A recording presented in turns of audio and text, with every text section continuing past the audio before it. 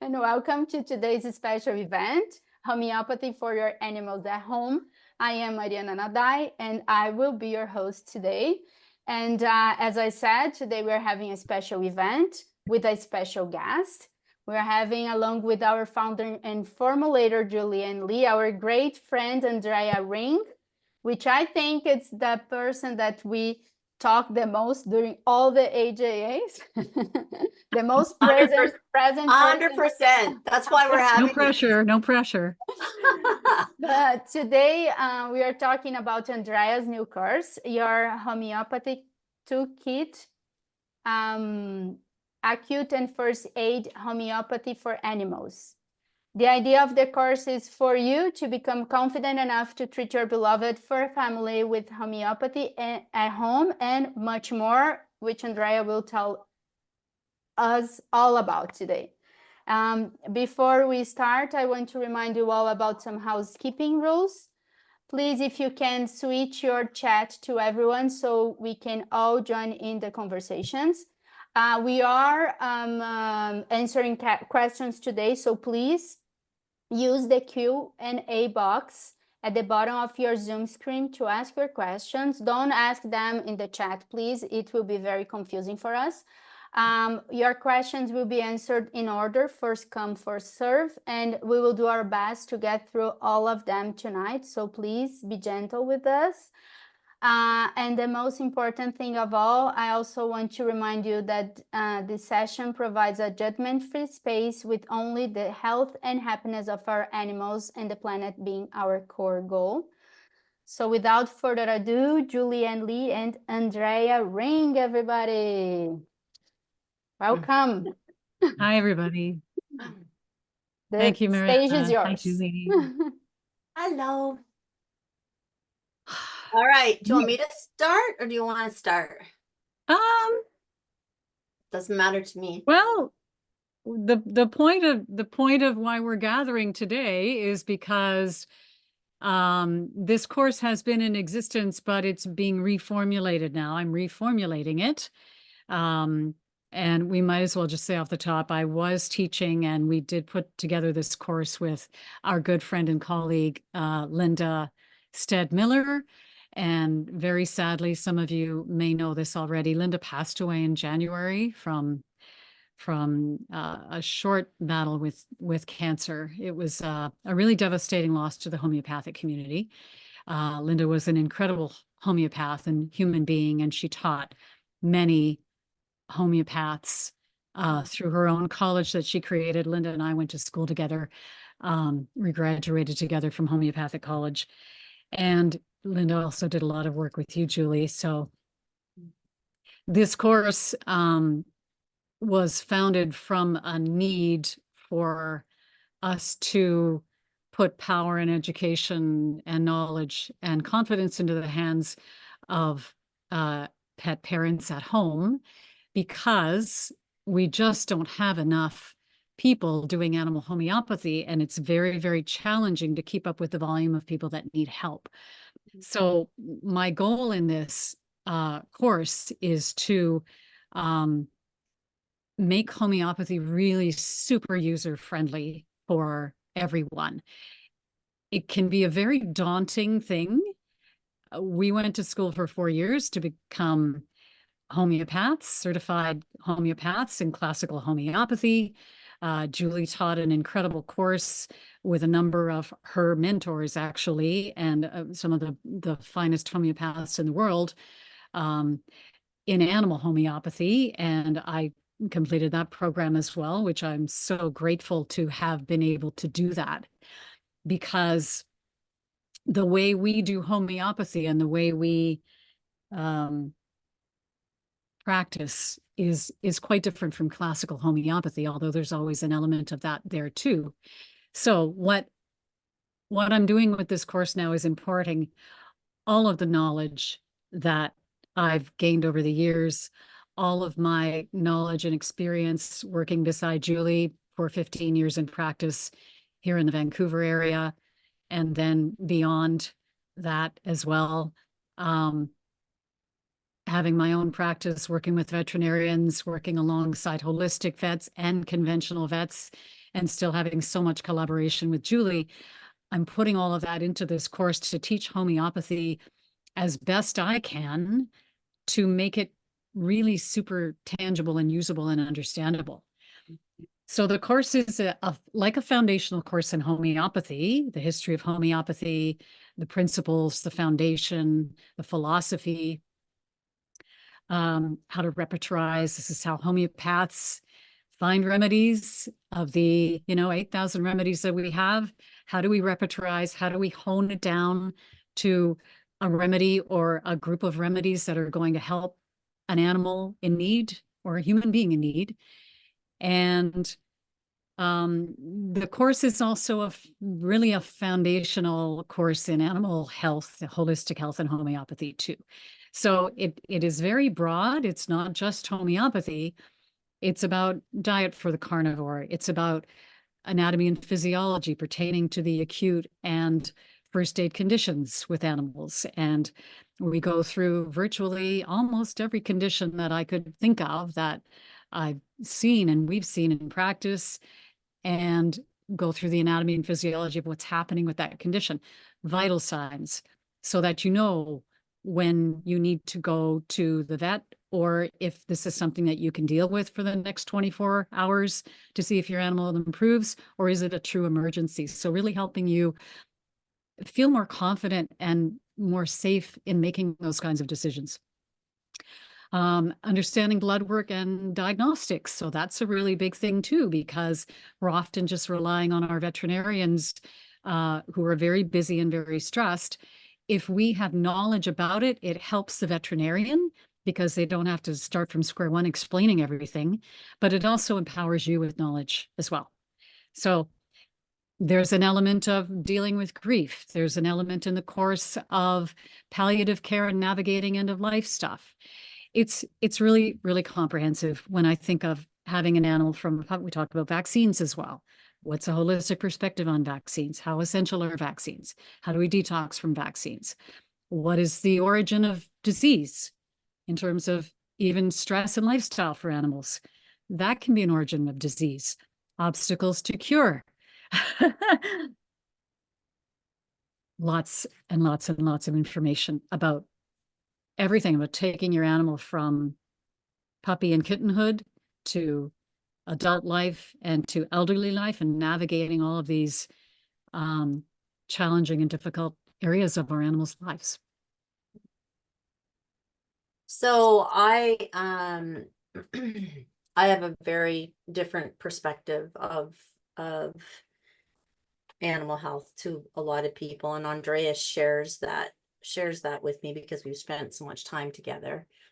And she was and did, like, the course that she was talking about was a 4-year course for veterinarians and human homeopaths. So we did a mixed course. We taught it at UBC, and I flew in, some of the biggest homeopathic vets in the UK. And I don't know how many veterinarians from the United States came and did the program. And it was the coolest program because everyone said, oh, it's not going to work. You can't have vets and non-vets working, like learning together. And I said, it's going to work because the vets know nothing about homeopathy. And I'm hoping that the vets are going to help the homeopathic students more about conventional veterinary medicine, and then the homeopathic students, because they're all graduates and practicing on humans, they're going to be able to help the vets with the homeopathic part, like they're newbies on both sides. Anyways, it was amazing, eh? The collaboration, and it's exactly what happened. Like, they each helped each other, and we would have live animals come in, and we'd be listening to hearts, and like it was really incredible for the non-vets and for the homeopaths, and the vets were really, really great with them. So it was a super cool course, and it was very, very in depth. And I know that anybody out there listening to me right now hears me say you need to reach out to Andrea Ring. I probably say that in every single solitary AJA that I have, because the veterinary homeopathic world is really, really small. And the very interesting thing about it is that the amount of veterinarians that are practicing homeopathy, there's not very many that's their full practice. So they practice a small amount of homeopathy within their clinic.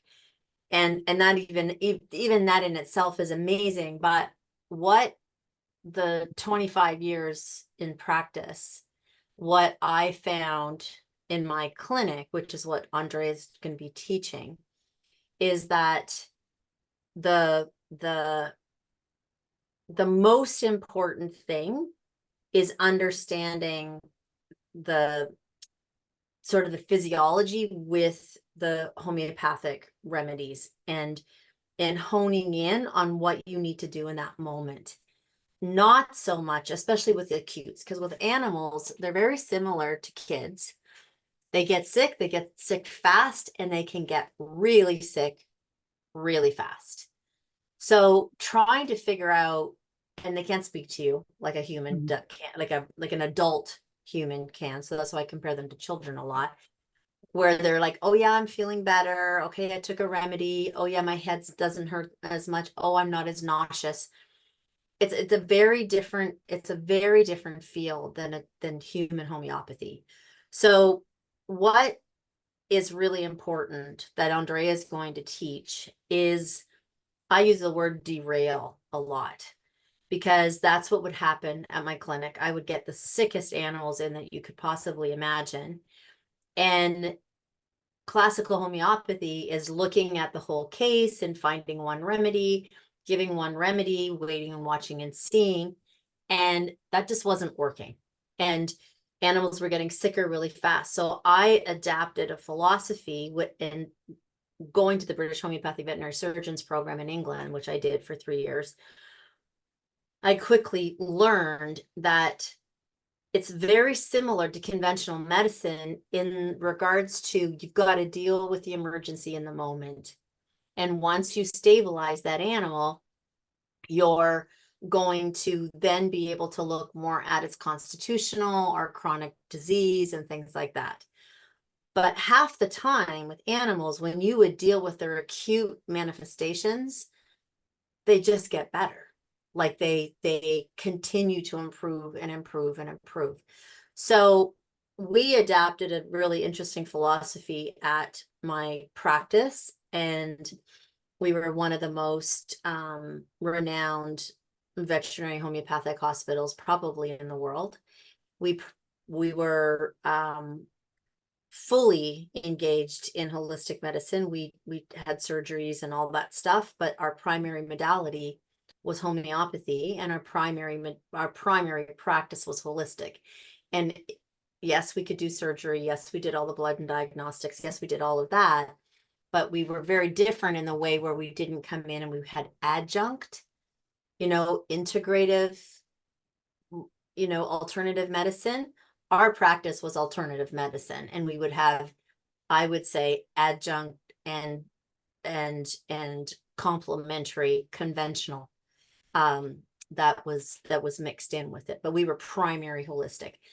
So my point is, when I listen to you guys on AJA and I hear this stuff, I'm not allowed, because I'm not practicing at all anymore, I'm not allowed to say, and online, I'm really not supposed to be saying what remedies that you should use, right? Because that's not what the AJA is mostly about, our products and things.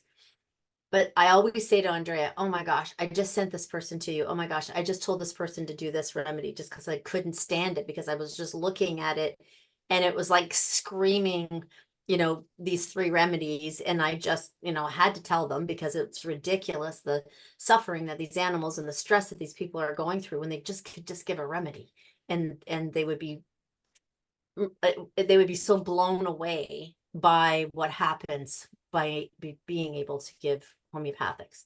So then I always say, call Andrea, get a hold of Andrea. Andrea's like booked, I don't know, more than 3 months in advance. She's overwhelmed with the amount of animals that she's treating. So my call out to you guys is that you will not believe what you can do from home with Remedies. You will just be blown away the first time your dog is sick with diarrhea or throwing up, or and you've assessed it and you've taken the course and okay, yeah, no, this is an emergency, I have to go to the vets. But even on the way to the vets, you'll be giving Remedies on the way to the vets, and often by the time you get to the vet, the animal is already in a better state. So, but you will be blown away how quickly and how, like, the feeling that you'll be able to get to know that no matter what happens, you can handle it, whether it's on the way to the vets or not even having to go to the vets or waiting for your appointment, which is now a really huge deal because, veterinary appointments are, sometimes weeks in advance. So I think that it is, I don't know, for anyone that's going to continue to have animals throughout their life, I couldn't think of a better investment and a better time spent to support the longevity for your animals than homeopathy. Because a lot of times you can give it, and then what happens? Then you don't have to give drugs. And then if you don't give the drugs, you don't get the side effects of the drugs. And then you don't get on this merry-go-round. So not only are you dealing with that issue in the moment and making their body stronger, you're reducing the amount of dysbiosis that happens in the gut by constantly going on antibiotics or NSAIDs or unnecessary drugs. So, and then you keep the drugs for when you really, really have to use them. And then that's when they work even better. So that's kind of all I have to say. And, yeah, it's I don't know. I don't even know how I would have survived in my lifetime without homeopathy. I don't know. I don't think I could have, without homeopathy, for my animals, for myself, for my family. It's just, it's pretty amazing. Julie, you live on a farm now with how many animals? Yeah. And if you needed a veterinarian to guide you through everything that went wrong, you would literally have to have somebody there full time.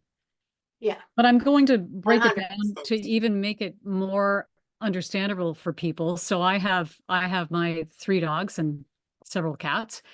And my oldest guy, Easton, will be 13 in 2 weeks, 2.5 weeks. And there have been so many times where he's gone into something. And sometimes I need vet diagnostics. I need some blood work done. I need an x-ray done. I need a vet that I trust's opinion on what's going on. But 2 weeks ago, I thought he had vestibular syndrome. If I didn't have knowledge about animal health, the same knowledge that I want to teach people who take the course, and I wish that everybody could have this knowledge, to be able to assess him and know what vestibular is.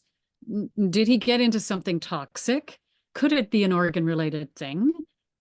Highly unlikely. He woke up in the morning. He still gets up and down off the bed with help of an ottoman, but he literally started wobbling, walking sideways, tripping over his back legs, shook his head and fell down. And I thought, the first thing I thought of, yeah, he must have vestibular. So I checked his eyes with vestibular. You'll often have nystagmus where the eyes are going back and forth like this. He didn't have that, but with a dog, he can't tell me what's going on with him. So is this a spinal issue? Is it something in his brain going on? Is it like a vestibular inner ear issue? So I picked the remedies that I thought would be best capable of addressing all of those conditions within, well, really by the end of the day, he was almost back to normal. Yeah. And I was about to call my vet, say, like, is it something really serious? His gum color was okay. So I think I actually to derail something that could have progressed into something much greater had I not given aconite and arnica right away. Remedies for vertigo type of remedies, anti-inflammatory. I even gave him some spine remedies because I thought, well, what if it's a spinal thing? So this is the kind of thing that is a very teachable thing for people to use at home, to be able to assess and to be able to know enough about homeopathy and have the books that can help you understand how to find remedies, how to look up a remedy for vertigo, how to look up a remedy for a spinal injury or or that weakness. You know how we always say homeopathy is such a beautiful medicine because we don't need a diagnosis because we're basing it on the symptoms. However, knowing what's causing it, so having a diagnosis or causation is also really, really helpful to know if you're treating something that is toxic insult on the liver, if the animal has a predisposition for that. There was one of my clients had a dog who has immune-mediated hemolytic anemia, and he's on prednisone, and his liver is always affected. So when he gets sick, it's usually liver related. So this is one of my clients, but also someone who took the course who was looking up remedies, and she was looking up remedies for vomiting and not eating and feeling sick to his stomach. And what I said was, we're pretty sure it's probably his liver is flaring up again. So she gave liver remedies like Nux vomica. She was also giving phosphorus, but I said, try giving him lycopodium, which is such a good derangement of the liver remedy. And by the next day, once she added lycopodium in, he was like eating again and perfectly fine. She goes, okay, I don't have to go to the vet now. So these are just little things that when you orient yourself to understanding what are the checkpoints that you need to go through, what's the most likely culprit? And if you don't know what the most likely culprit is and your animal's not well, you can always go to the vet and get some blood work done to see if it's organ related or if there's something else going on. But checking gum, if their gum color is healthy and pink, they're cognizant, they're looking at you, they're not really out of it, their energy is okay, but they've got something going on. There's so many things we can deal with at home. Yeah, there's a ton, and I just saw somebody in the chat saying, you know, that, sometimes it's months before you can get into a vet unless it's really, really, really urgent. And then what happens is you phone them, you tell them, what's going on. And if it's just vomiting, but it's, they don't feel that it's urgent, like it's an urgent thing. The difference is when you treat them homeopathic. So if you're waiting, let's say you're waiting, even if you're waiting for 24 hours to get into the vet, let's not even say a month, or let's not even say a week, but even the next day, when you're in a situation where your dog's vomiting overnight or your cat's vomiting overnight, if you can get in there in that moment and start giving remedies, the coolest thing ever about homeopathy is it goes to the core issue of why they're throwing up. So it's not a Band-Aid like, oh, okay, we're going to give them sucralfate or Serenia or some kind of anti-nausea, because all that's doing is supporting them not to feel nauseous. It's not going down to the core reason of, like you said, is there something affecting the liver? Is there something affecting the kidneys? And what's really interesting is that unless you could go in and take blood work, and their blood work could be normal. Yeah, that's true. But what's really happening is the blood work's normal, but it really is the kidneys and the liver that are starting to show signs of not coping. And but on blood work, oh, well, the animal's fine, so let's just give it some anti-nausea, or let's just give it some of this. They're not addressing what could potentially be going on. And your blood work won't show that until there's quite a bit, like 30% destruction of that organ. It doesn't really show up. SDMAs show up sooner, but still, even then, not soon enough. So when you give a homeopathic remedy and it gets better, what that's saying is that the remedy has gone down to the core issue. So you're supporting your animal. Let's just say it's the liver. You're supporting that animal, that the liver doesn't continue to destruct until you can look on blood work and go, oh yeah, there's something going on with its liver, right? So that to me is one of the most amazing things about homeopathy, is because you don't have to necessarily have a diagnosis, but you give the right remedy, and 9 times out of 10, you are addressing the underlying issue of what's going on. So you start that whole deep-seated chronic disease derailment, is what I call it, right? If you can address an acute quickly, oftentimes what you're doing is you're supporting that chronic disease to not continue down that road. So, you know, it's the most fascinating like, I'm a really big science nerd and I love all kinds of cool stuff, but still to this day, nothing has blown me away with any kind of medicine. Remember, we did stem cell surgery at the clinic. We did all kinds of really super cool things. Nothing with chiropractics, acupuncture, they're all incredible modalities. But there is nothing to me, no, I mean, unless it's brain surgery or like, you know, a neurosurgeon, or like, you know, you can't, like, of course, but there's nothing to me that blows me away. And I see miracles every day with homeopathy, like nothing, no other modality of medicine. And I've been around all of them. So I just feel it so, yeah, it's a pretty cool philosophy of medicine.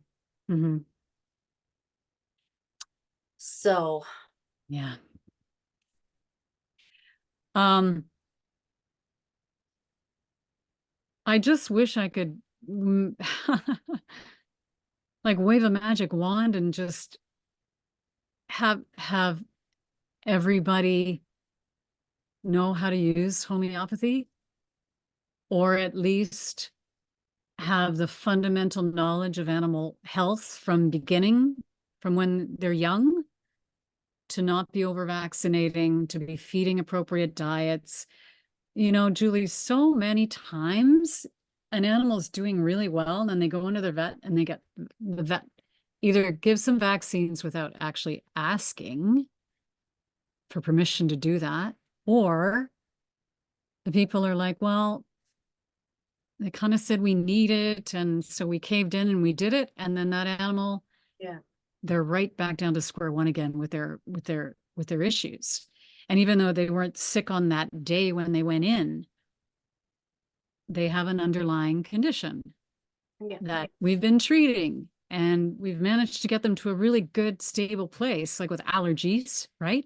Or they go in and they end up on Apoquil, or they end up on some really, you know, suppressive drug that just hinders the immune system to the point where everything explodes again. Now we have to backtrack and try to get them detoxed from that and try to get them healed again. But that cumulative effect of conventional intervention, and not saying we don't need conventional medicine. We absolutely need conventional medicine. But I think we need to be way better educated and feel more empowered when we go into our veterinarian to say, I'm not doing vaccines. And some people still don't want to ruffle feathers. You know, I want to do a titer instead.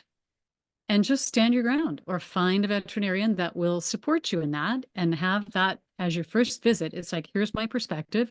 I feed a raw diet. Are you okay with that? I'm not going to vaccinate. Are you okay with that? And you can find a conventional veterinarian that will be open to the path of health that you want for your animal, or even a veterinarian that really does have more knowledge of homeopathy or holistic medicine.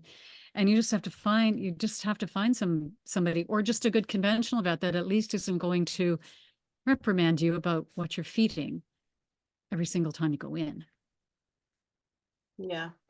It's frustrating. And to not have, the vet shortage, it's an ongoing thing. We talked about this 2 years ago. It's just as prevalent, and even more so now. Penny, cool. Penny's here. The issue keeps getting worse and worse and worse and worse. And I don't see any other way out of it other than putting knowledge and actual usable information into the hands of people. Because there's not enough practitioners. And you know what? You try to find a holistic vet, you're going to have an even longer waiting list to get in there. You try to find a homeopath that, like a veterinary homeopath who has the skills and the knowledge to navigate. That's really difficult too. Everybody is so incredibly overwhelmed and overloaded with cases and busy. So just like the more we can do to educate people so that you can deal with stuff at home. You're still going to need somebody when it's over your head, or you have really chronic conditions, or you have multiple layered stuff. But then you can even navigate the acute manifestations of things better when you know which remedies are really good for like an acute episode of a kidney flare-up, or pancreatitis, or a liver thing, or they have respiratory issue and they're bad especially in the spring when the pollens are happening. So you'll know you'll start getting way more information, and it'll seep into your knowledge of, oh yeah, I can use Apis for the springtime. I can use histominum. I can use respiratory related remedies or upper respiratory stuff. Allium cepa, so good for that upper respiratory runny nose, eyes, itchy eyes stuff. Yeah. Yeah, I think the first time that you give a remedy and you know how to give a remedy properly, like Andrea will teach you, okay, give a dose now. Like we kind of put this thing together in the clinic. Like we have this protocol that I used at all my veterinary clinics, and because as Andrea knows, I was on call for about 17 years and I was getting burnt out. I was diagnosed with adrenal fatigue. It was pretty bad. So I started giving people remedies to take home from my practice. And I got so proficient at it that I could see an animal and I would know, it's like, okay, more than likely, if it goes sideways this way in the middle of the night, rather than having to call me and I'll tell you how to do it, or they would leave and I would, how many people would leave with all of these different, okay, if it does this, give this, and give it every 15 minutes, then give it every half an hour, then give it every hour. And if it doesn't work, call Julie, right? Remedies are the reserve remedies. The reserve remedies. Like I still put that on my remedies. They're like, what's reserve? Yeah. So I just want you to have this on hand. That's all. In case, right? So just in case, yeah. Because I got to a point where I was getting phone calls, like 6 or 7 different animals a night, and I wasn't sleeping, and I was on the phone and trying to figure out what to do with people. I'm not joking. Like half the time, more than half the time, people would take this stuff home. It would be written out till finally Andrea and I were like, okay, this really works. Like this every 15 minutes, then every half an hour for a dose, then every hour for a dose, then every 4 hours for a dose. This somehow resonates with an animal's physiology. And so we just started doing it all the time, and just it was a lifesaver for me. So then I wasn't on call. And then till finally I got a much bigger clinic, and I had more homeopaths working, and then I had other people on call besides me. But she's going to teach you stuff like that. And the first time that you do this, and you see your animal literally right in front of you go from drooling and nausea, or explosive diarrhea or whatever, and you're doing this, and then all of a sudden they're better, you are going to feel like someone gave you the biggest gift in the world. And that gift is feeling like you don't have any control of your animal, that you literally have to take something that you love more than anything on the planet and pass it over to a veterinarian and be like, please help my animal. And you have no idea what they're going to do. When you can do that, I can't even tell you how different you feel. Like, how the fear, like the decrease in fear and anxiety around your animals getting sick, the feeling of of empowerment that you can do something about it. Even if your cat, I'm going to talk about kitties for a second. How many kitties are getting bladder infections all the time? Or, are they blocked? Are they this? Are they that? Are they just, and, you phone the vet, and then they, well, is it doing this? Is it doing that? How fast does that work? Right? Like, you can start giving your cat remedies like every 15 minutes, and within an hour, they're not going to the litter box anymore. If an animal is blocked, which Andrea will teach you, that's a different situation, right? And you have to be much more conscientious. But just even seeing them go from incredible, I don't know how many people out there have ever had bladder infections and how much it hurts, but just being able to reduce that so quickly, and see them, like, go from peeing little bits, and then all of a sudden a big huge pee, and they're sleeping on the couch, and they're fine. Yeah. So it really is, or your dog all of a sudden starts getting, shaking its head, and you look in its ear and it's red, and getting on it immediately. And then you're like, wow, I don't even have to take him to the vets. And normally every single time he starts having an ear infection, we're dealing with like 2 weeks of antibiotics and ointments and cones and the whole 9 yards. It really is incredible. It is that powerful, and it can be that powerful. And like you were talking about the blocked cats thing, we do go through urinary blockages. And I mean, this can be a life-threatening situation, but urinary blockage, when people contact me about things like that, it's like, do you know how to palpate the bladder? Do you know how to feel actually how big? Because if it's really, really super full, you'll be able to feel it. So just like knowing even how to palpate, it's like, okay, this bladder is so full, it sounds like you need to go to the vet right away to get them relief, and then you can continue with remedies. But yeah, if you give the remedy every 15 minutes for like even every 15 minutes until you see them starting to urinate, that one remedy that we talk about, Solidago, is called the homeopathic catheter. And that remedy is miraculous in its ability to relax the urethra or the ureter so that they can actually pass urine or pass a stone or something that is blocking it. Happens way more in male cats than it does in females, but females can have that problem too.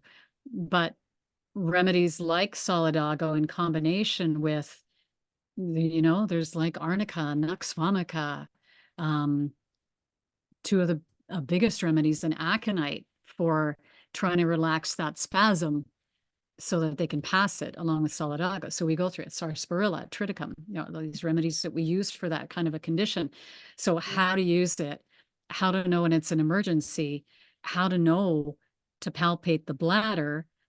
If you're worried and you're not sure, just go to the vet, but you can give remedies for an hour while you're phoning your vet, and they can tell you, there's always emergency clinics too, right? When you can't get into your veterinarian, but that is such a, I mean, it's kind of the last place you want to go, but it's good we have that option when we do have true emergencies. For sure. And I've had to go to emergency clinics too. We all have to all use do. them at some point. Yeah. So, yeah. Mhm. Ah, yeah, I can't. All right. You know, Julie, I was at the beginning of when we were talking here, I was starting to feel like, oh my gosh, am I going to get emotional during this? Because it's been such a long journey since I've known you. Hmm. And so many animals have been helped. And I feel just so grateful for homeopathy and for you, because you're the person who opened up my world to it. And it's when you use homeopathy and you really look at holistic health, and which is what homeopathy is, it looks at the whole. So you're not just looking at the physiology, you're looking at the mental and emotional picture of that animal. You're looking at every element. Naturopaths do this too. Every element of that individual's life. What is their lifestyle like? How much exercise do they get? What stress in the house is affecting them? Like, all of these things change the vibrational frequency of that animal, because it's also the frequency that we're carrying that they're absorbing. And homeopathy not only healed my animal with your help, it healed me. And sometimes, how many times have we said, sometimes the pet parent needs to be healed before the animal will get better? Oh, I would say probably more than 50% of our clients, Yeah. their animals brought them to us because they love their animals so much, and then they wound up going to see human homeopaths, and it completely changed their lives. So it was like, I always would say their animals are like a little guardian angel pulling them in, pulling them into the clinic so that they could also Yeah. heal their family in their own lives. Yeah, for sure. It's a pretty yeah, it's a pretty profound, well, it's an energetic medicine, right? You can't just stop in one place, right? It's a all encompassing experience. That's why I was saying to these guys, like, you have to experience it. Homeopathy is something that you have to experience. I'm going to say something really fast because I want to make sure that we get these questions. But and it's going to make me sad because it was Linda that was involved in this. And I guess it was what are you doing? 2 years ago now, I got really, really sick, and I think pretty sure it was probably COVID.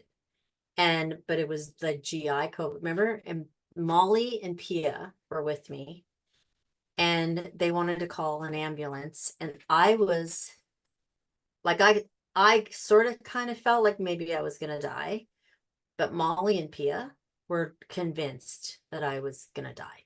And um I'm like, then I'm gonna die. I'm going to the hospital. But I couldn't talk. Like, that's how weak I was. And I couldn't stop vomiting. And I had like explosive diarrhea. And I was so weak, I was falling over, and they had to lift my head up. And then this is disgusting. I was choking on my vomit. Like, it was really bad. And they called Linda, and she was in all through the night. They called her, and they kept running downstairs to my homeopathic pharmacy, and she'd say, okay, what's she doing now? And I was almost delirious. I couldn't talk, but I could hear them saying to her, okay, she's doing this now, she's doing that now, she's doing this, she's doing that. And Molly and Pia both said if they hadn't experienced seeing, they wouldn't have believed it. They wouldn't have believed it if they hadn't been experiencing it. They were both terrified, and they kept saying to Linda, I think she needs to go to the hospital. I think she needs to go to the hospital. And, and I didn't want to go. And, yeah, like it's just incredible. like, I just feel like, again, we're not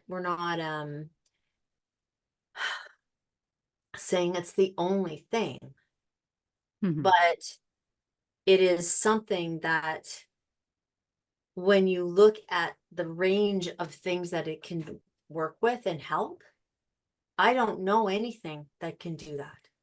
I don't know. I mean, it's not going to fix a broken bone. It's not going to, you know, we're talking about conventional Mhm. stuff, like 100%. But what it can do, I think it has the largest, I know. He's just, now he's gonna like rip up the couch and whatever. Okay. The, and he's gonna fall over. It got it has I think it has the largest spectrum of what it can help, Mhm. even post-surgery, to help with scarring, to help with healing, if you have to go that route, to help detox from anesthetics, but to treat insane, like Pseudomonas, Mhm. right? Like Pseudomonas bacteria in bladder infections, and Mhm. like you know, remember that dog we treated, and it had osteomyelitis. Remember that Great Dane, and I presented it at that vet hospital, or that vet Mhm. conference. They were going to take her arm off. Mhm. Remember, or cut her leg off, and we treated her homeopathically, and they didn't have to remove her leg.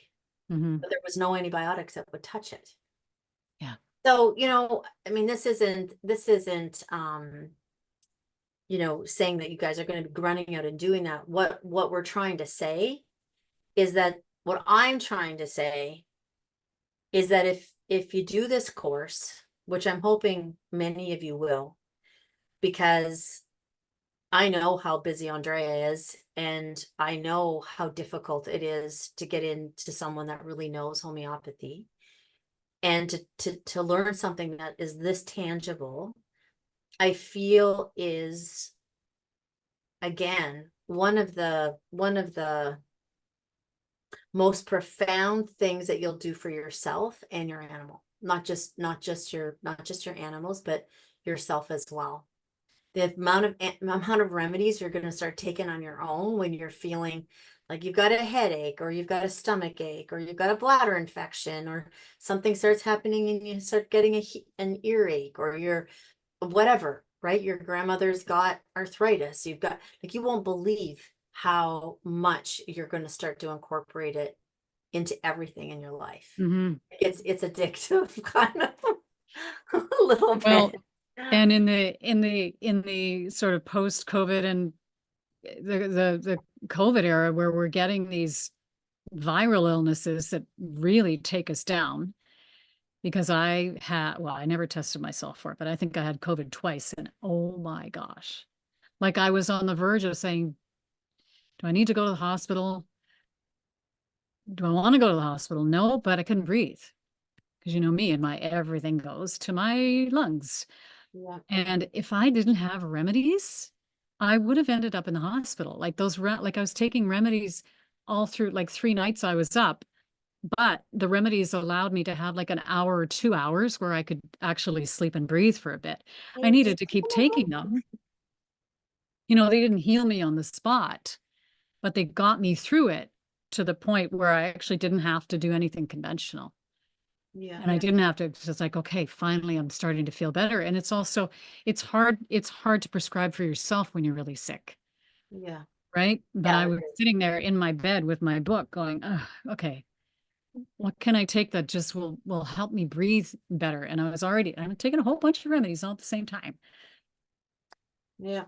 I know. Yeah. All right. Why don't we Good take man. some questions? Yeah. Do you want to say anything else, Mariana? Hi, I'm here. Hello. Hi. Hello.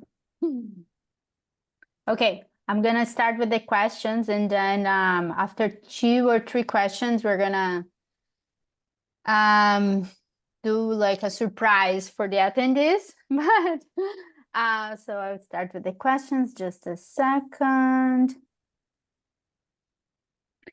So Someone, it's a anonymous attendee, is asking, what's the best to use for an ear hematoma? Yes. Hmm. Just the remedies for ear hematoma. Well, ear hematoma. So what is it? So it's when the tissues separate because they flap their ears. So the fine tissues in the flap of the ear separate, and then serum and fluid builds up, or blood builds up inside that those tissues that have torn apart. So what we want to do is reduce the fluid buildup, the inflammation. Aconite, arnica, apis I often use, belladonna if it's also really hot and painful. And you'd keep giving those, Bellis perennis also works really good. Yes, yeah. Bellis for that internal Yeah. bruising kind of trauma. It's like an internal bruise. And you usually would give them like hourly for 2 doses, and then every 2 hours for 2 doses, then every 4 hours for 2 doses, and then start spacing it out a bit to give it like 3 or 4 times a day for a few days, and then kind of reassess to see what's Yeah. happening. I always say that, how often are they getting it and why do they have it? Like if an Yeah. animal just gets a hematoma without shaking their heads or without a trauma, right? Mhm. So you can see hematomas come up.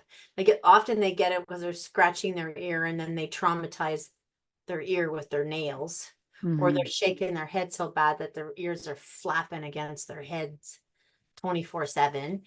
But we've seen hematomas just kind of show up, and often those are autoimmune. They're not even trauma stuff. So be good to dig into it like a little even more. Autoimmune stuff. So there we need a constitutional overall sort of picture remedy too, Yeah. to look at what is the susceptibility of that animal and find a remedy that fits the whole picture. So that's classical constitutional prescribing. And then we can use remedies to address the physiology of what's going on with that ear. So those acute sort of inflammation remedies are really good. And then afterwards, so what happens after an ear hematoma is the ear can shrink up and you can get so much scarring and it almost becomes like crunchy.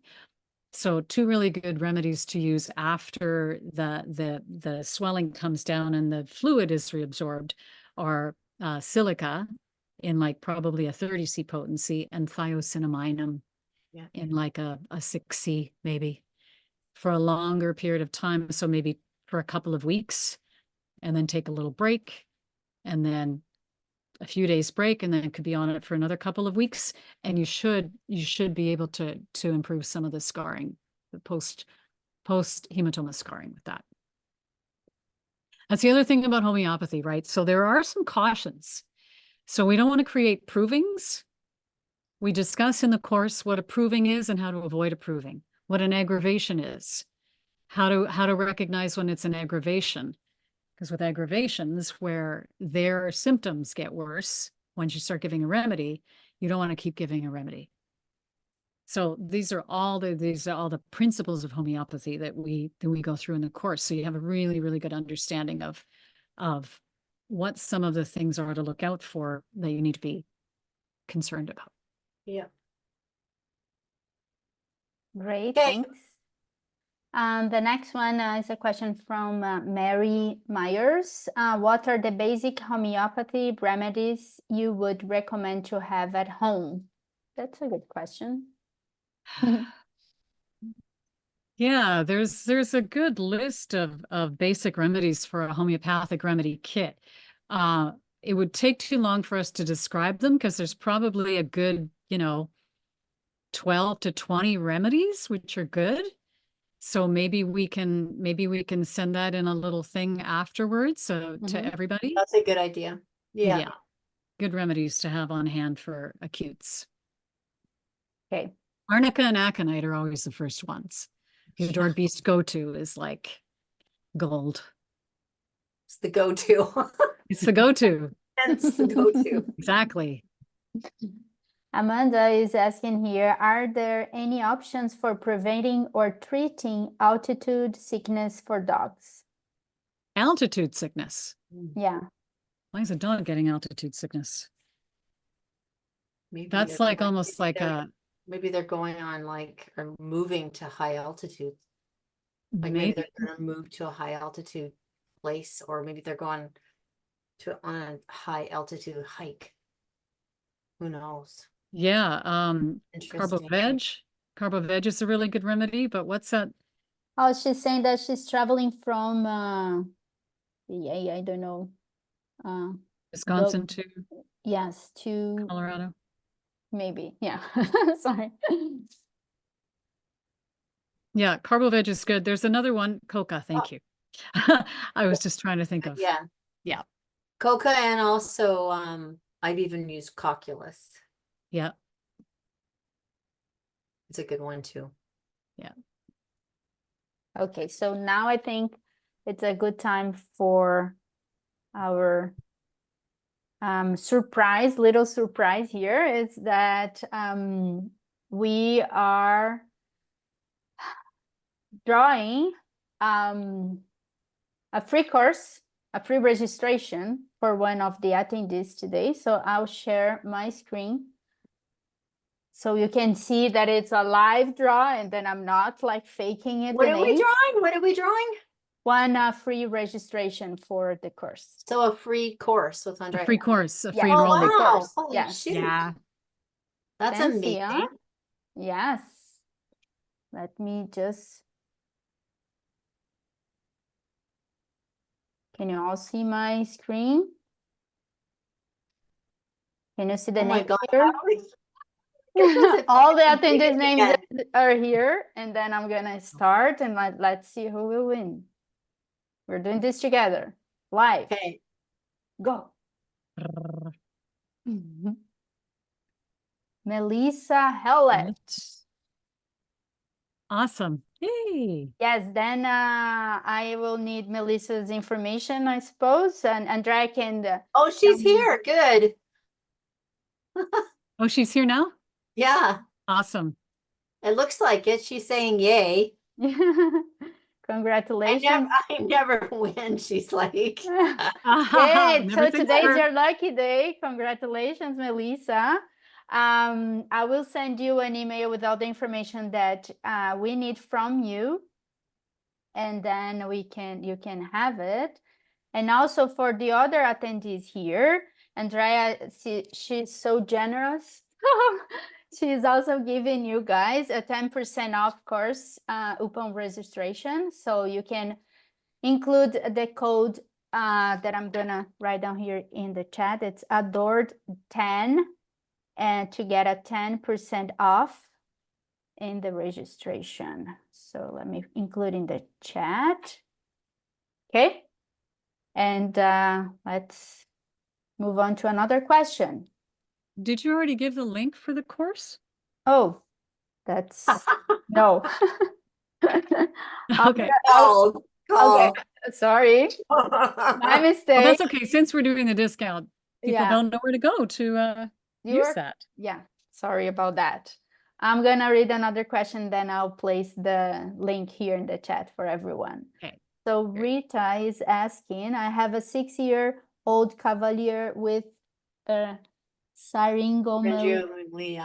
Okay, IBDD and pancreatitis. Sorry. What remedies would help his pain? He's taking gabapentin, 100 mg twice daily, and PEA. Wow. I mean, IBVD and sorry, what was the IBDD and pancreatitis. Or what are you asking? Pancreatitis, yeah. Yeah, what remedies would help with his pain? That's an intense one, right? Because that's like intervertebral disc disease, and the myelina is like a cyst inside the spinal cord. And pancreatitis. Oh my gosh, that poor dog. Holy macaroonies.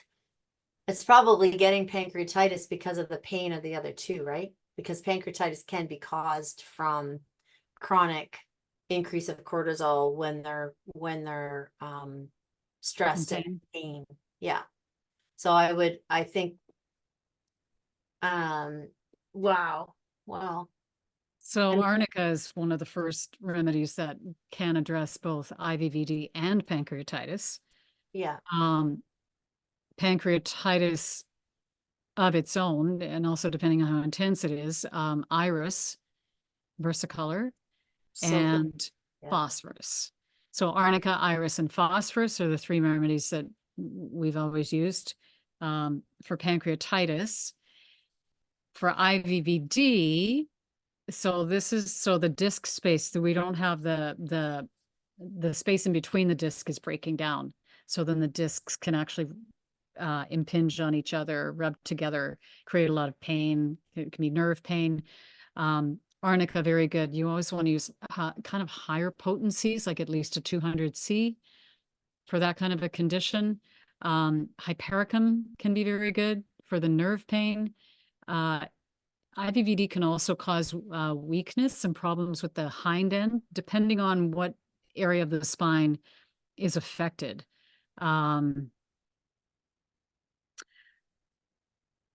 But yeah, I know sometimes some of the calcarea remedies, calc fluor especially, and calc phos can be good for IBDD. There's quite a few, actually, there's quite a few And remedies. calc phos and calc fluor are also really good for cysts, right? Yeah. And if the cyst is in the spinal cord, Yeah.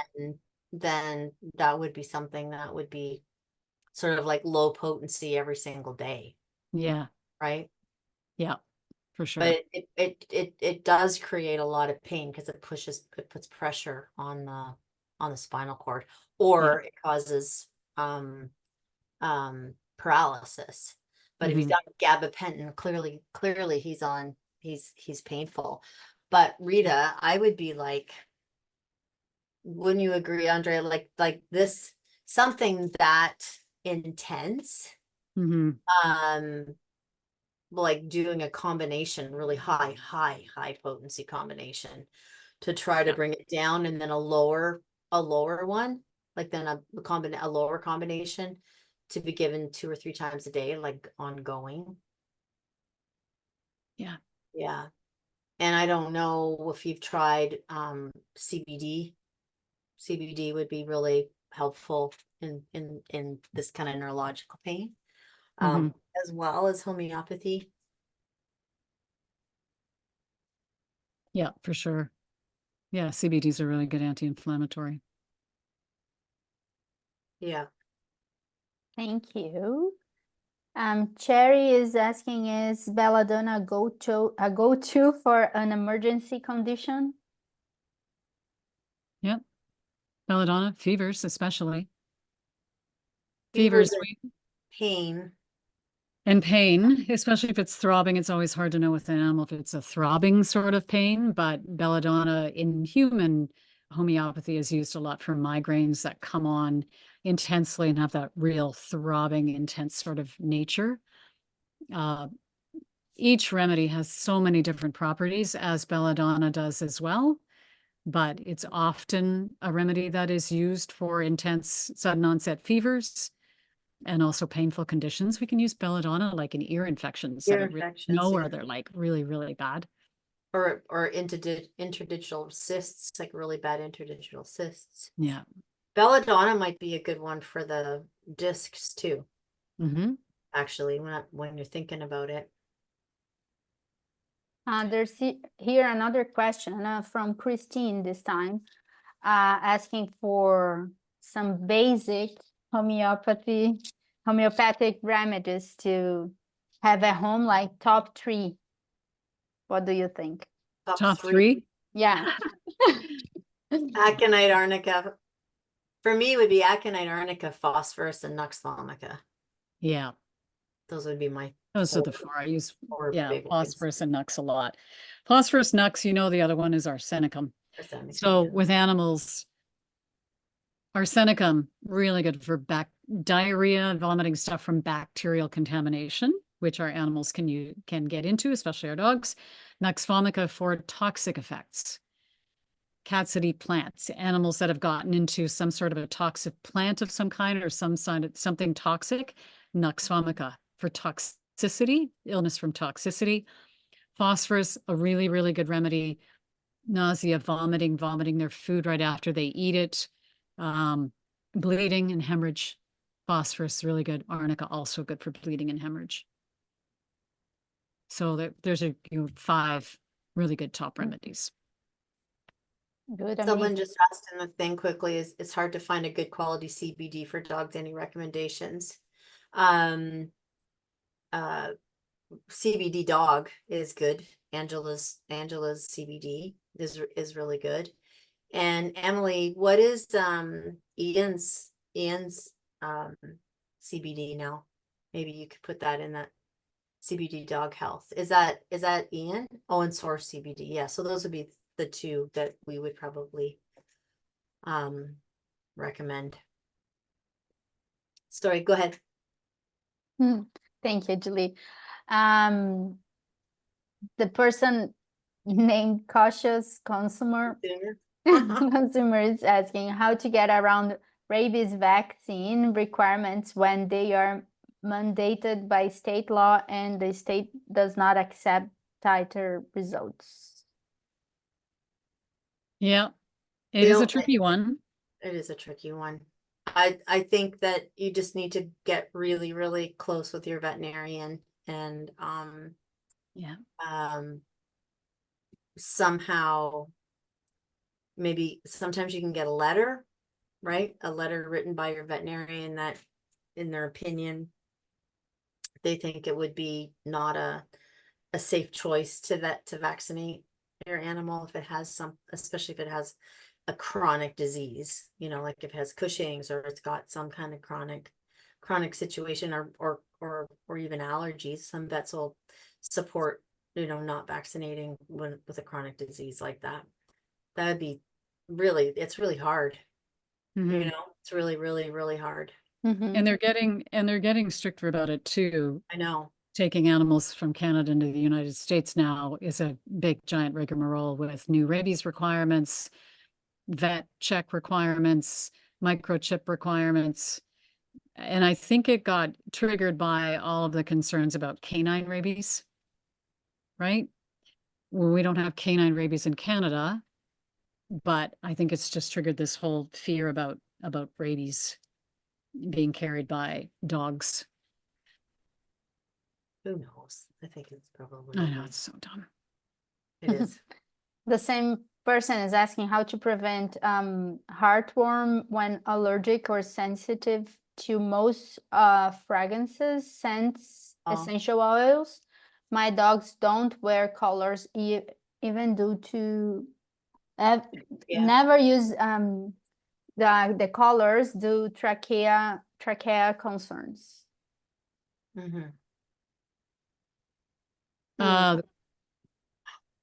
Who's okay? Let me speak to this one quickly. Okay, I don't know whether Stephanie's not probably behind the scenes. The vet that I lectured with in Virginia. Good.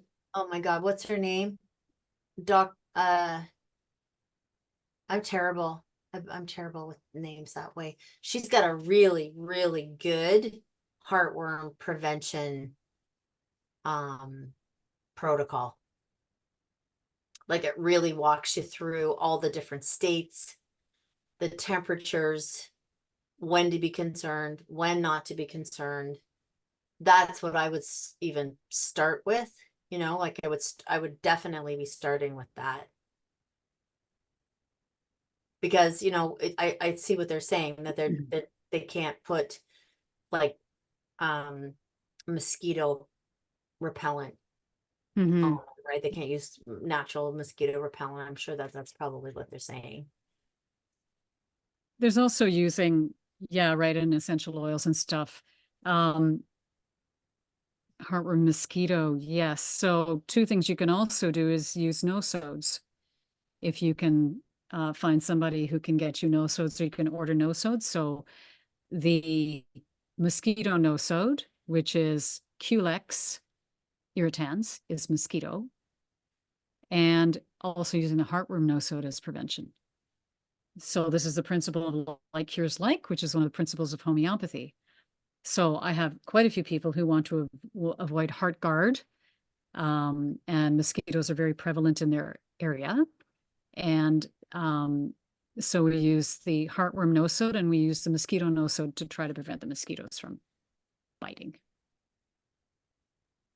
Okay, good. Prevention is always definitely the best. Yeah, and really understanding your state, right? Like when the heartworm is the most prevalent, Mm. when the larva is going, Yes. because there's some states that it never gets hot enough for heartworm, right? And they're recommending it lots, and they just, you know, Yeah, they we're don't. not giving it during winter, the Yeah, winter months, or the in months states when that mosquitoes it's are cold. Yeah. dormant. Yeah. Carol, No, is that, oh, sorry. nosode is, yeah, there you go. You got it. Carol is asking here, I've been using homeopathy for a couple years for my family and pets with great success. It's truly amazing. Do you lean towards dry or liquid dosing, or utilizing both depending on what's being treated? Either one. I usually like to use just granules if you're only doing a few doses of something. But you can also mix granules with a little bit of water and then dose from the water, which is sometimes easier, especially if you're doing frequent dosing, right? Like you just make up a little bit of distilled water with the remedy in it. And then you can dose 0.5 ml or 1 ml, just liquid along the gums. You can use granules. If you're doing anything over a longer term, it's usually much easier to do it in a liquid dilution. Yeah, and then, but the different, I think if, when Andrea talks about granules, it's hard to buy granules. That granules usually come from a homeopath, right? If they're going to the health food store and purchasing the pellets, Oh, we used to crush yes. them all the You need time. to crush So the pellets. yeah, Yeah. we tell people to take 2 spoons and turn the spoons, put the pellets in a spoon, put the upside down part of the spoon on it, and then just crush it, and then crush it in the spoon, and then just lift their lip and dump the powder in their mouth. Mhm. What Andrea's talking about is like homeopathic granules is something that we prescribed at our clinic, and they just immediately dissolve in the mouth. They're like little tiny grains of sand. Mhm.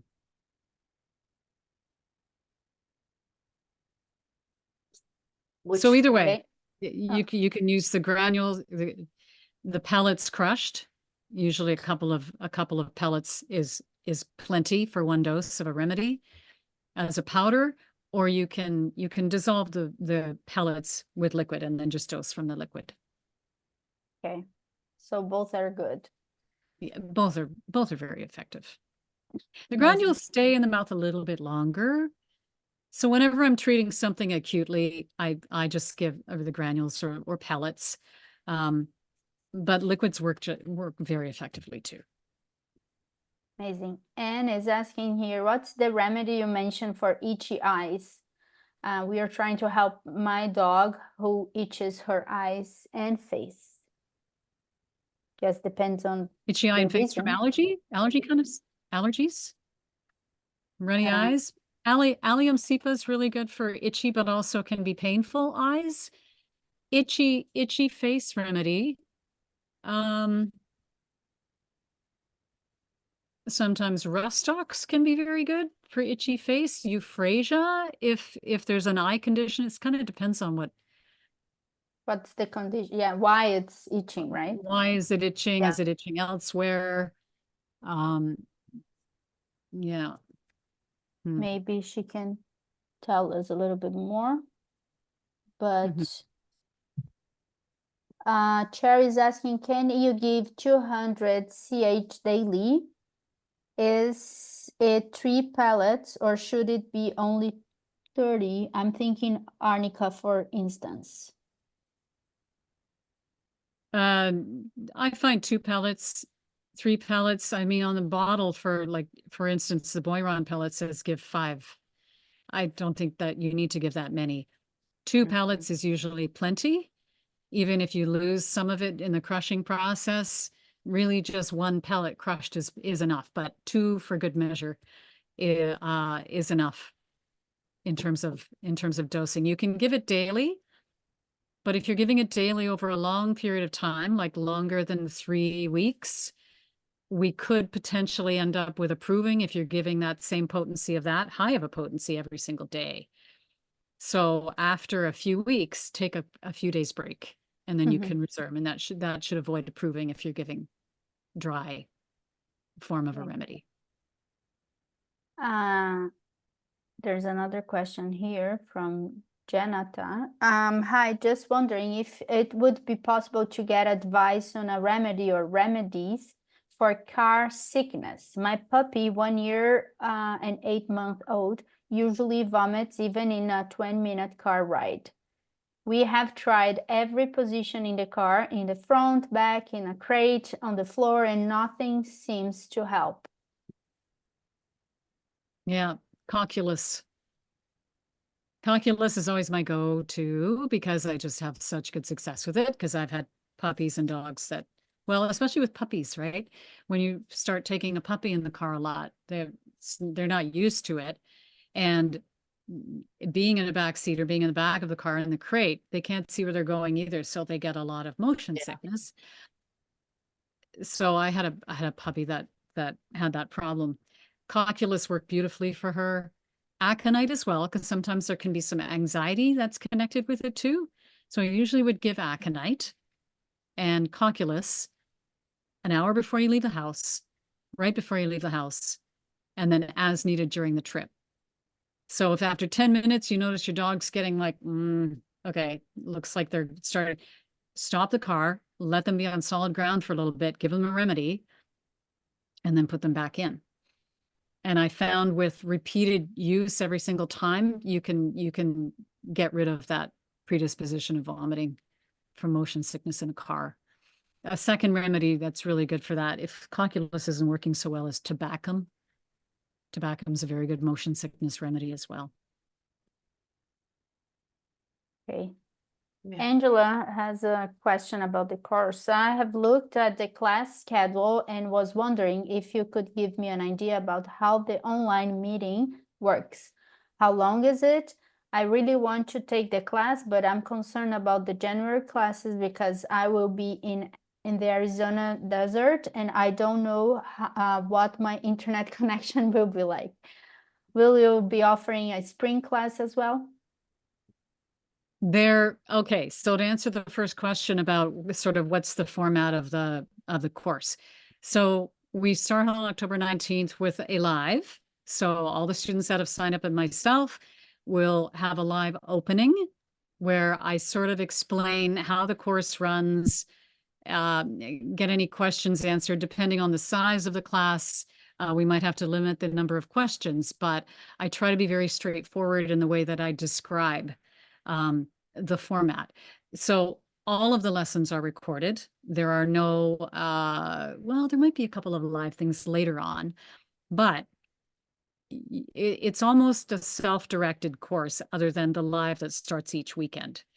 So if you miss the live, then you just miss your opportunity to ask specific questions, but then I'm also available on email for any burning questions. The live is usually approximately an hour long, and then you have access to all of your lessons, which you can watch at your leisure. You should try to get through the lessons in a decent amount of time. So it's 1 weekend a month for 4 months. The course is about 35 to 40 hours. If you get a little bit too, so I would try to complete the lessons either that weekend or within the week. So when you have internet capability and availability, and try not to get too far behind because there's some homework as well. So if you're going to get the most out of this course, it's best to try to stay on target with the time frame of it. Because each weekend, then you're going to have more homework. There's some reading to do. There's some assimilation of homeopathic principles and philosophy, especially the reading. You want to have time to absorb and sort of think about it. But it's 1 weekend a month for 4 months. And there are people that signed up for previous courses that are literally just starting their courses now. Like a year later, they're finally getting to it. So it's you can take it as a self-directed course. You wouldn't necessarily get the certificate of completion at the end because you're not actively taking part in everything. But all the lessons are there infinitely for however long you want to take to get through it. Amazing. Lisa is asking, is weekend Zoom meeting on Saturday or Sunday? The Zoom opening is on the Saturday morning at 10 a.m. Pacific time. And Carol sorry, the live is also recorded. So if you miss the live, it'll be downloaded and in there to watch shortly after for any information that you might need. Okay, live recording. And Carol is asking here, I would love to learn about constitutional remedies, how to determine which one is for an animal. Is that taught in your course? I end up discussing constitutional prescribing. It's sort of filtered through here and there in the course, because especially when we talk about some of the obstacles to cure and the mental and emotional states, there's a whole section that I do on the mind section of the repertory. And then I go through remedies that correlate with mental pictures and symptoms, especially the mental states of animals. So I probably go through about 20 of the top remedies and the mental picture of those remedies. Because we go through a lot of materia medica. So each particular remedy, some remedies get highlighted that we spend a lot of time on.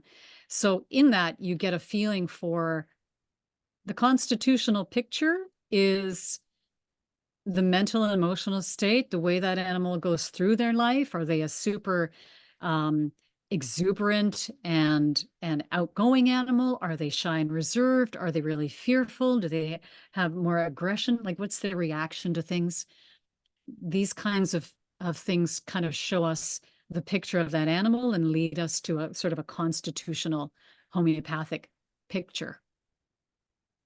And if that remedy also has the physical components of what's going on with them, their susceptibility, then that remedy is even more indicated. So yes, we do talk about constitutional prescribing, but this isn't a course in this is for acute and first aid course, but it ends up coming up as we talk about homeopathy. Okay, thank you.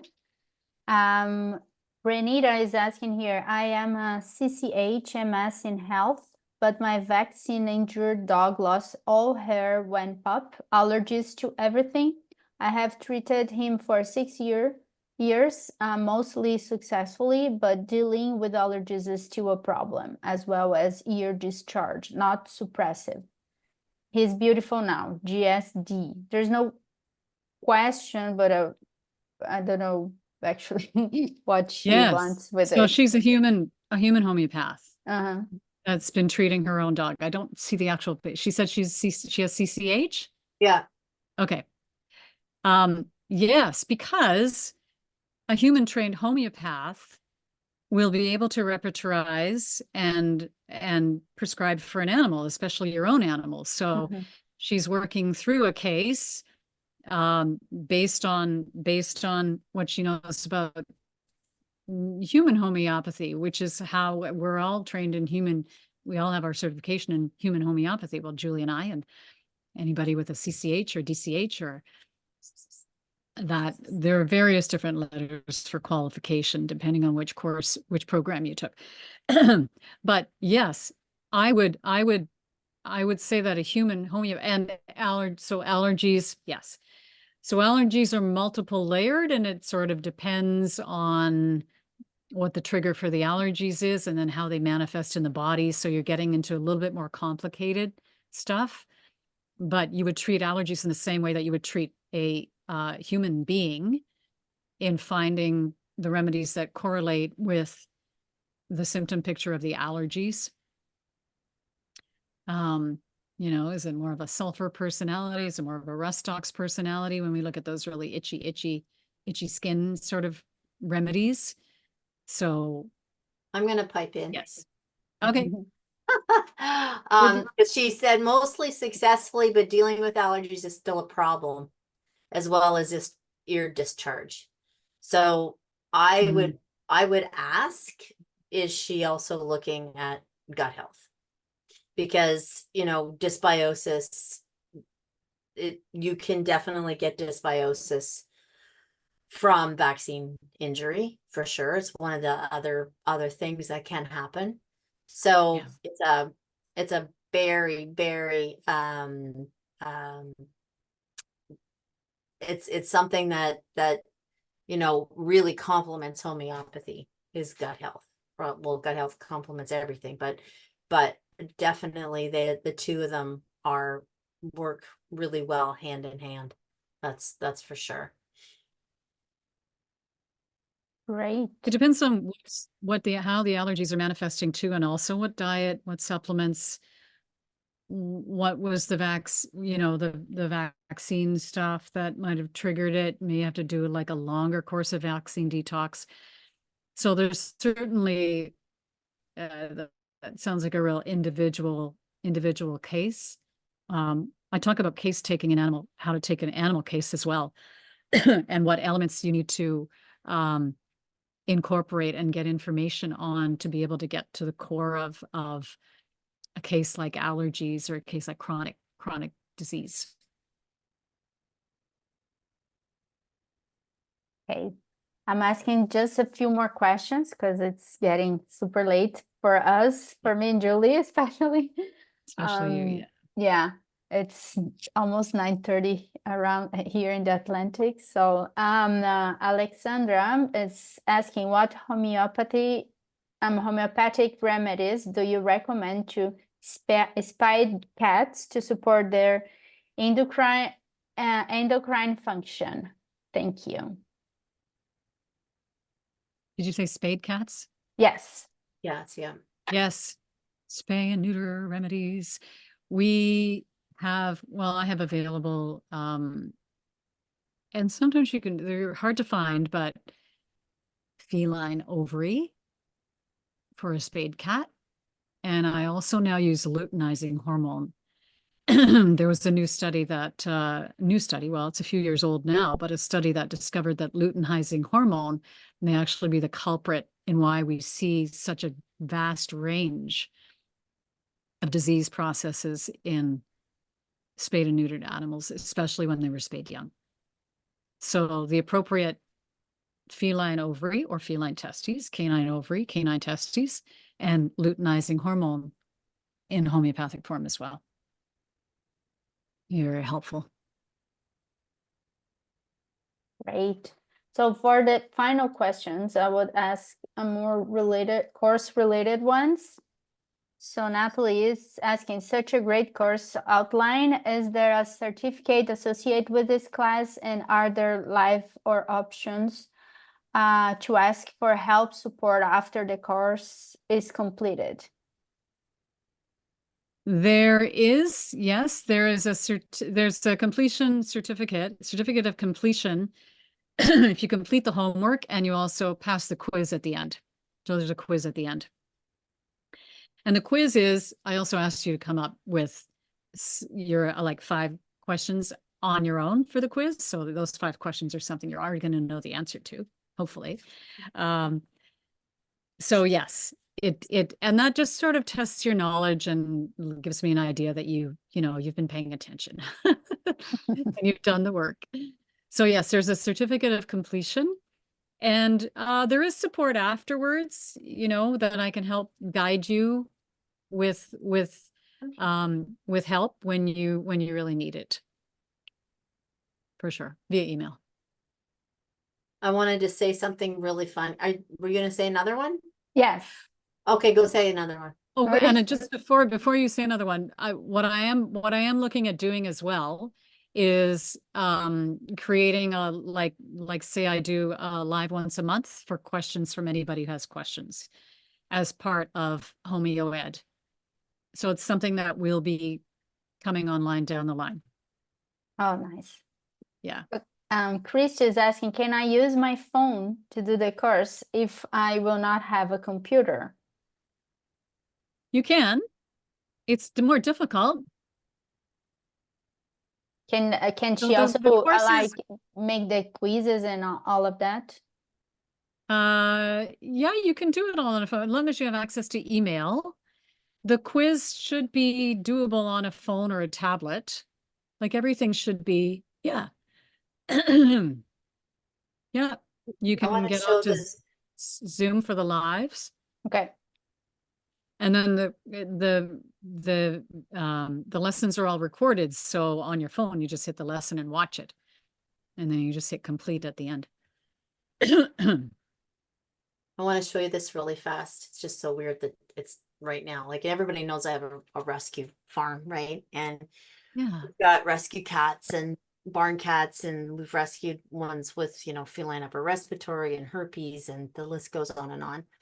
And then we had one in the barn yesterday.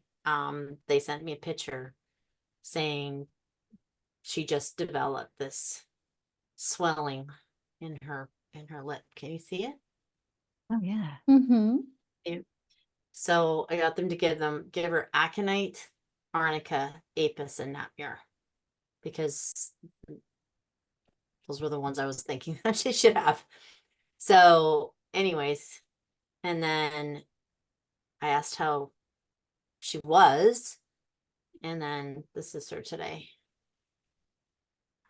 Like Wow. that much better. Way already. better. Mm-hmm. Yeah, so we'll give her Wow. another 3 doses, and it should be, but I mean, like, they're always But- blown away at the barn, right? They're Yeah. just like, look at it. They're like, oh my God, look at this cat. It's got this like massive lump on her lip, and she's having a hard time eating, and da da da da da. They give her, and they're like, oh my God, she's so much better. It's so nice. Just And so it- weird. I thought I could show like stuff like that, you know, all of a sudden your cat gets that instead of having to run it to the vet and be like, you know, go down the whole, you know, autoimmune disease and the whole 9 yards. It's so quickly, like, you can just address it so quickly, and if within, you know, if it isn't better within 4 or 5 days, then you can take the next step, right? Yeah, Exactly. Yeah, that's incredible. Another amazing example. it's constant. Yeah. Yeah. Okay. Yeah. No, it was fast, right? Oh, no, sorry. Yeah. It is usually fast. Amazing. So because it came up, they noticed it right away. We treated her right away, and within 24 hours, it's 80% better. Amazing. So guys, it's like I said before, it's late for us. And it's still Wednesday. There's still like lots of days ahead of us. So I'll have to wrap up the webinar right now. I know that we have like some questions still in the Q&A. And I'm sorry that we were not able to answer them all. So, and for those who didn't get their answer today, please join our community on Facebook, the Adorbis Collective. You can post your question there, and we will be glad to help you. And if we can't help you, we'll try, Andrea. We'll try to send the question to Andrea so she can help us too. I would like to thank everyone that joined us today, and of course, Julie and Andrea, for your time for this amazing event. I don't know if you want to say some final words before we end this. Hi. She's gonna chew my hand. Yeah. Um, Louis. no, I mean, other than it's just like I said, it's a modality of medicine that will support you your entire life. NUI, Like, you know, it's just support you, support your animals, support your friends, support your family. It's a really, you know, nothing to me is more empowering than homeopathy. Yeah, I really appreciate this opportunity to see you guys again and to see everybody and to let you know about the course. And there will be more courses, so I probably will run another spring course. And I'm just still in the process of sort of reformulating a few things.